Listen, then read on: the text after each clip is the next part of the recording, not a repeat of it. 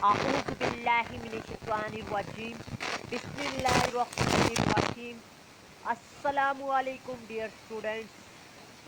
जैसा कि आप लोग जानते हैं कि सीएसएस के ऐसे में बहुत से स्टूडेंट फेल होते हैं। ज़्यादातर स्टूडेंट को ये मालूम ही नहीं होता कि वो सीएसएस के ऐसे में कौन सी गलती कर कर आए हैं जिसकी वजह से वो फेल। आपको आज की वीडियो में 7 जोन सी बेसिक गलतियां कैंडिडेट्स करते हैं, उन गलतियों को सामने रखकर आपको बताऊंगा कि आप लोगों ने इन गलतियों को कैसे दुरुस्त भी करना है। अगर आप लोग गलतियों को दुरुस्त कर लेंगे तो इंशाल्लाह आप लोग अपनी नेक्स्ट अटेम्प्ट में इंशाल्लाह कामयाबी होंगे। सबसे पहले बात करते हैं डी ट्रैक। ये पहली रीज़न है फेल होने की। डी ट्रैक क्या होता है? ट्रैक कहते हैं रेल की पटरी की, जो उनकी पटरी होती है उस पर चलने के लिए जो रास्ता होता है ट्रेन के चलने के लिए, जैसे कि सड़क होती है इसी तरह ट्रैक होता है। ट्रैक पर चलना मतलब अक्सर स्टूडेंट देखने में आया है कि वो ट्रैक पर चलते ही नहीं है, पूछा कुछ और जा रहा है, ऐसे में वो बता रहे कुछ और है। ऐसे में तो फेल उसमें करना है। आप लोगों ने कोशिश करनी है, पहले आप लोगों ने ये हल बता रहा हूँ, आपने 2 से 3 बार ऐसे को रीड करना है, चाहे आपको समझ आ गई। जब समझ आ गई है तो आपने रफ अमल साइड पे करना है, रफ अमल लास्ट पे लिखना भी है, ठीक है। और आउटलाइन तैयार करनी है। आउटलाइन रफ तैयार करके उस पर चेक एंड बैलेंस भी करना है कि आया कि मेरी कौन कौन सी गलतियां हैं आउटलाइन में। अगर आउटलाइन में आपको कोई गलती महसूस हो तो आप लोग कट कर लें, ठीक है।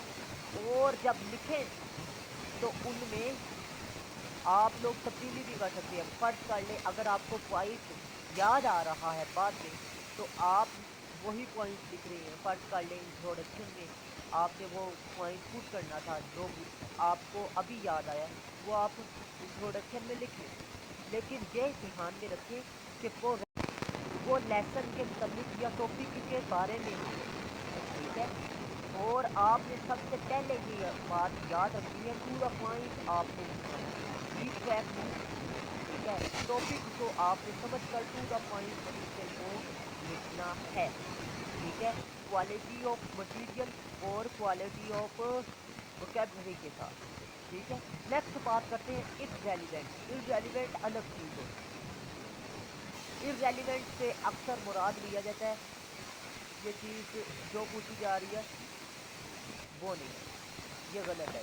जो चीज़ पूछी जाए, ठीक है, जो चीज़ पूछी जाए आप कुछ और बता रहे हैं वो डी ट्रैक है। लेकिन इररेलेवेंट क्या है? कि इररेलेवेंट ये है कि आप लोग शुरू में तो सही जा रहे थे, दुरुस्त जा रहे थे, ट्रैक पे जा रहे थे, सही बता रहे थे ऐसे में, लेकिन आपने अचानक रास्ता चेंज कर लिया, ठीक है, डी ट्रैक हो गए, तो ये इररेलेवेंट चीज़ होती है। चीज़ों का मतलब सेम कंटेक्स्ट में आता है, लेकिन अगर इस्तिलाहन देखा जाए तो फ़र्क ये है, इररेलेवेंट आप सीधे जा रहे थे लेकिन अचानक आपने रास्ता तब्दील कर दिया, गलत रास्ता अपना लिया, ये क्या है? इररेलेवेंट चीज़। आपने इस चीज़ से हद्दुल इम्कान कोशिश करनी है कि आप लोग बचें, क्योंकि ऐसे में ये चीज़ बड़ी अहमियत की हामिल है, ठीक है। आप लोगों का एक एक जो सा पॉइंट है वो भी देखा जा रहा होता है सीएसएस में। आप लोगों ने एक एक पॉइंट को मद्देनज़र रखना है, ठीक है। और कोशिश करनी है कि आपने रेलिवेंट ही पूरे ऐसे में रहना है, इररेलेवेंट नहीं रहना, ठीक है। और कोशिश करें कि आप लोग कोटेशन से कभी भी ऐसे को स्टार्ट ना करें। अक्सर देखने में आया है कि कोटेशन ही रेलिवेंट स्टूडेंट लिख देते हैं। वो एग्जामिनर क्या करता है, ऐसे को चेक ही नहीं करता, क्रॉस कर देता है सारे ऐसे को। और होता क्या है, स्टूडेंट फेल हो जाते हैं। बाद में कहते हैं जी स्टूडेंट आकर हमने तो बहुत अच्छा ऐसे किया था लेकिन फेल हो गए हम लोग। فیل ہونے کی وجہ یہ تھی کہ آپ لوگوں نے کوٹیشن ہی غلط پٹ کر دی ہے. آپ لوگوں نے ایگزامینر کو دعوت نہیں دینی. ٹھیک ہے, آپ لوگوں نے ایگزامینر کو دعوت نہیں دینی کہ فیل کریں. ٹھیک ہے, آپ لوگوں کے آگے 40 سالوں کا امتحان ہے. یہ ایسے کا امتحان جو سا ہوتا ہے یہ 40 سال آپ کے آنے والے 40 سالوں کا فیصلہ کرتا ہے. تو آپ لوگوں نے کوشش کرنی ہے کہ اس ایسے کے مضمون میں آپ نے ارریلیونٹ چیز کو نہیں لکھنا, کسی بھی پوائنٹ میں نہیں لکھنا. ٹھیک ہے, ٹو دا پوائنٹ ہی رہیں تو زیادہ بہتر ہے. نیکسٹ بات کرتے ہیں تیسرے پوائنٹ کی. تو کائنڈلی آپ نے اس کو بھی مد نظر رکھنا ہے. D form. ڈی فارم کیا ہوتا ہے؟ شکل تبدیل کر دینا ایسے کی. یہ کس طرح تبدیل ہوتی ہے؟ یہ اس طرح ہوتی ہے جی, جب آپ کو ایسے کا کوئی پوائنٹ اچھا آتا ہے, ٹھیک ہے, تو آپ لوگ ڈی فارم ہو جاتے ہیں, مطلب اس کی شکل ہی تبدیل کر دیتے ہیں. وہ کس طرح بدلتے ہیں؟ اب اس کے دو نقصان ہیں. فرسٹ آف آل, پہلا جون سا نقصان ہے, آپ ایک پوائنٹ زیادہ لکھ رہے ہیں, دوسرا کم لکھ رہے ہیں. ایک چیز ظاہر کر رہا ہے کہ آپ دوسرے پوائنٹ کے بارے میں نالج ہی نہیں رکھتے. ایک چیز, دوسری چیز یہ ہے اس کا نقصان کہ جب آپ ایسے میں ایک پوائنٹ یا ایک سنٹینس یا ایک پیراگراف یا اسٹرکچر میں ایک پوائنٹ کو زیادہ بیان کر رہے ہیں, تو اس سے ایسے کا جو سا اسٹارٹنگ پوائنٹ ہوتا ہے, مطلب موضوع جو سا ہوتا ہے, وہ بدل جاتا ہے, آٹومیٹیکلی بدل جاتا ہے. آپ نہ چاہتے ہوئے بھی بدل دیتے ہیں. ٹھیک ہے, آپ نے کوشش کرنی ہے کہ آپ لوگوں نے تمام چیزوں کو ترتیب کے ساتھ برابر لفظوں میں لکھنا ہے. ٹھیک ہے, سنٹینس میں اگر آپ نے لکھنا ہے تو سنٹینس میں بھی اسی طرح کی چیزوں کو مد نظر رکھنا ہے. فرض کر لیں ایک پیراگراف میں ایک سنٹینس لکھ رہے ہیں, ایک سنٹینس تو آپ لکھ رہے ہیں 10 لفظوں پر, لیکن دوسرا سنٹینس آپ 30 لفظوں پر لکھ رہی ہیں, تو فرق تو نظر آ رہا ہے, ڈی فارم ہو رہا ہے اسٹرکچر. آپ نے کوشش کرنی ہے سنٹینس میں الفاظ کی ترتیب یکساں ہونی چاہیے, 10 سے 15 کے درمیان ہونی چاہیے, اور نہ ہی چھوٹے ہونے چاہیے سنٹینس. آپ کے 5 لفظ پر آپ سنٹینس نہیں لکھیں گے. پیراگراف کی بات کریں تو پیراگراف میں اگر آپ نے ورڈنگ رکھ دی ہے 200, تو آپ نے 200 سے 250 کے درمیان رہنا ہے. اگر پوائنٹ کی بات کی جائے تو پوائنٹ میں اگر آپ نے سوچا ہوا ہے کہ 500 الفاظ 500 سے 600 رہنا چاہیے, اگر آپ نے اسٹرکچر میں 1000 لکھا ہوا ہے کہ میں نے 1000 لفظ لکھنا ہے انٹروڈکشن میں, ایک مین باڈی میں, اور 1000 میں نے کنکلوژن میں لکھنا ہے, تو اس طرح کی ترتیب ہونی چاہیے آپ کی. نہ کہ ایک پوائنٹ پہ آپ کا 2000 جا رہا ہے, دوسرے میں آپ کا 500 جا رہا ہے, تیسرے میں آپ کا 300 جا رہا ہے. اس طرح کی ترتیب جو ہے یہ فیلئر کی طرف لے کر جاتی ہے. اب بات کرتے ہیں نیکسٹ کی.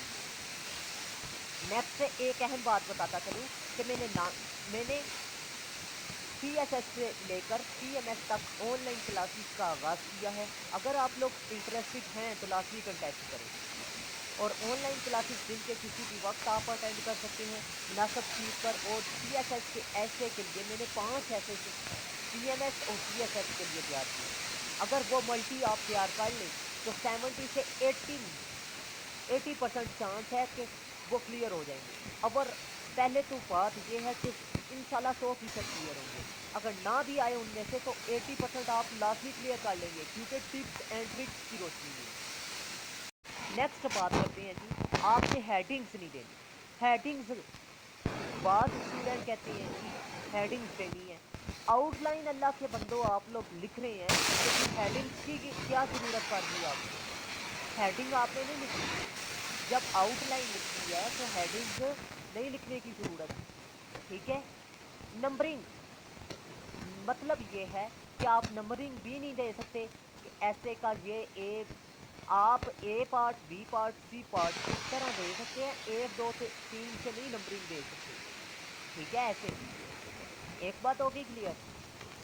اب دوسری بات, آپ ایسے میں نمبرنگ جون سی ہے وہ کسی بھی صورت میں نہیں لکھ سکتے سوائے اس صورت کے اگر کوئی عداد و شمار آ رہا ہے, مطلب آپ سرچ بیس پہ نالج لکھ رہے ہیں.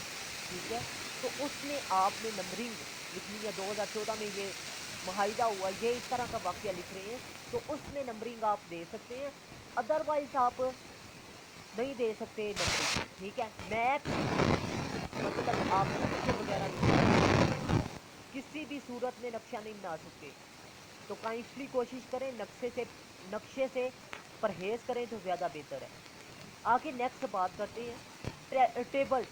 आपने किसी किस्म के टेबल्स नहीं बनाने, वहाँ पर आपने टेबल है नहीं बनाने, क्योंकि उसका भी नेगेटिव इम्पैक्ट है। तो मैं उम्मीद करता हूँ आप लोग लाजमी मेरी इन हदायत को मद्देनज़र रखेंगे और इंशाल्लाह आप लोग कामयाब भी होंगे अगर मेरी हदायत को फॉलो भी करेंगे। ठीक है, तो मैं उम्मीद करता हूँ आज की वीडियो आपके लिए इंफॉर्मेटिव रही। अगर वीडियो इंफॉर्मेटिव रही तो लाजमी लाइक कीजिएगा, दोस्तों के साथ लाजमी शेयर कीजिएगा और मुझे लाजमी दुआओं में याद रखिएगा। अल्लाह हाफिज़। पाकिस्तान जिंदाबाद।